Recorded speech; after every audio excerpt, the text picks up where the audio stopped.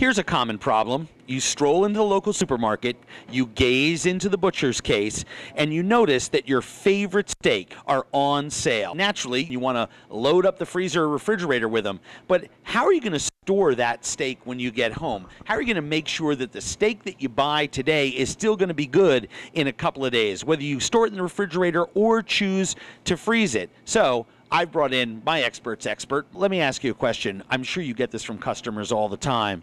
How do I store my meat? Do you guys have a recommended way in which you tell your customers to store steaks if they're not going to cook them that night? Well, absolutely. What we recommend doing is if you're not going to use them within a couple of days, I would recommend freezing them. They want several steaks. We'll be more than happy to wrap them up in a freezer wrap for them and get it all freezer ready. And a steak that's sitting in the freezer is good for about how long before it's going to succumb to freezer burn? Because a freezer is a harsh, dry environment.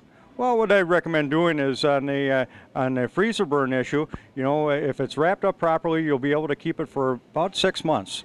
And you know, with any meat item, you know, to have the full integrity of the meat product, I would recommend using it as quick as you possibly can. Let me ask you another question. If people are going to try some dry aging at home, one of the things that is a benefit to folks is the dry aging concept. And there's a lot of funky recipes out there on websites that tell people that they can do this in their own fridge. But I think during most months of the year, that's too humid an environment, isn't it? It's not the kind of thing you want most people monkeying around with at home.